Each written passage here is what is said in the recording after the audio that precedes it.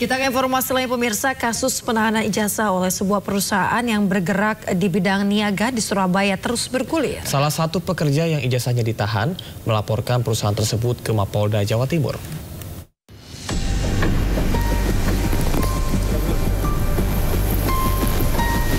Korban penahanan ijazah di sebuah perusahaan di Surabaya terus bertambah.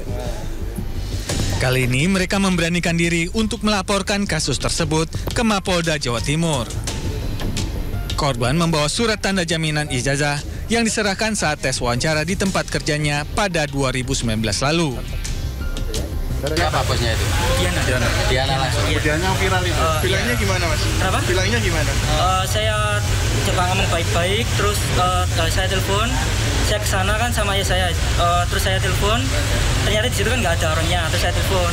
Kemudian setelah telepon itu malah saya yang dimaki-maki. Dimaki-maki? Iya, dimaki-maki kata-kata kotor gitu.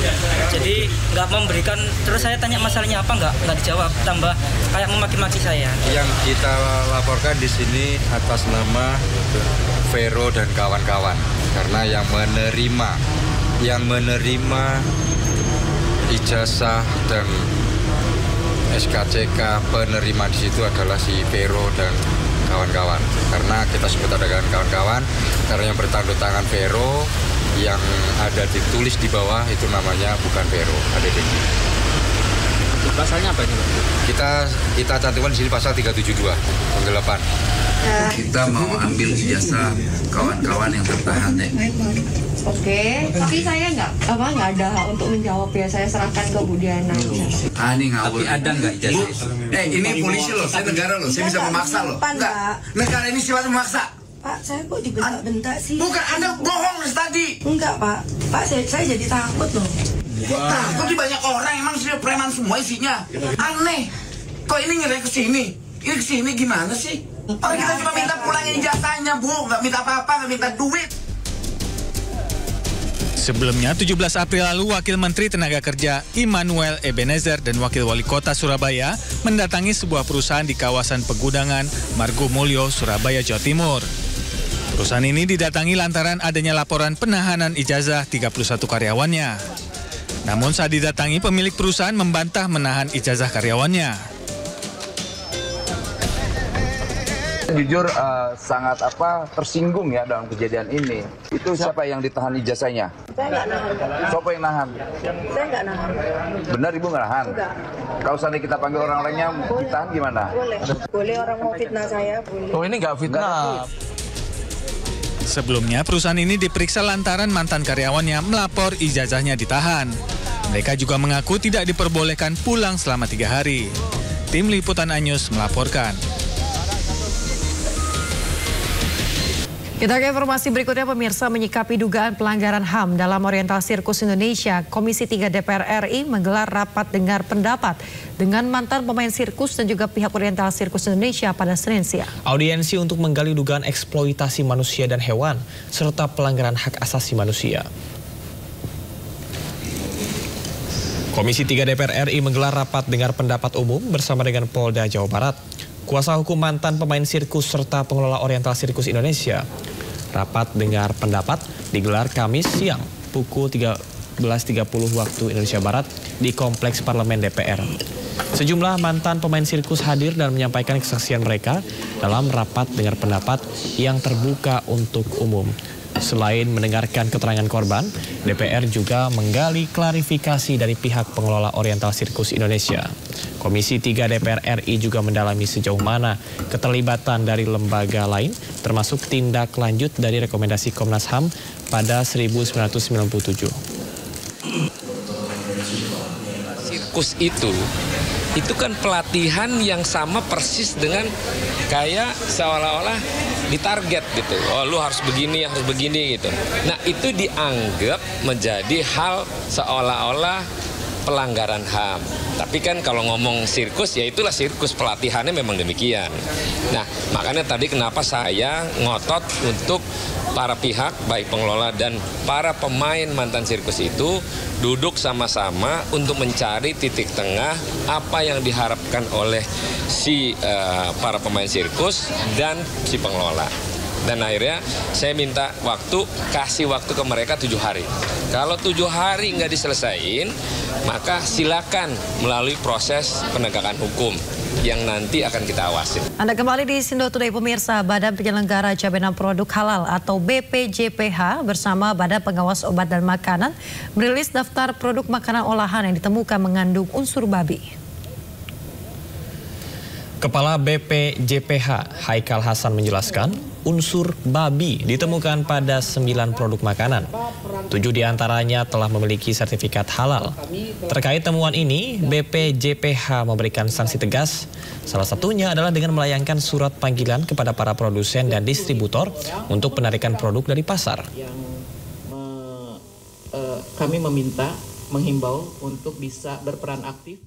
Yang akan kami fokuskan adalah telah ditemukan 9 produk makanan olahan mengandung unsur babi yang beredar di Indonesia. Dan pembuktian ini dilakukan melalui uji laboratorium, baik laboratorium BPOM maupun laboratorium kami, yaitu BPJPH. Dan harus kami sampaikan juga bahwa laboratorium kami adalah salah satu laboratorium dengan tingkat ketelitian tertinggi di Indonesia.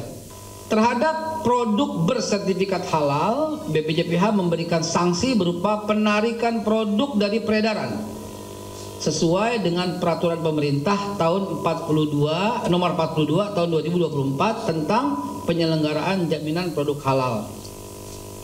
Terhadap produk yang tidak bersertifikat halal, BPOM memberikan sanksi berupa peringatan instruksi kepada pelaku usaha untuk menarik produk dari peredaran berdasarkan Undang-Undang Nomor 18 Tahun 2012 tentang pangan dan PP Nomor 69 Tahun 99 tentang label dan iklan pangan.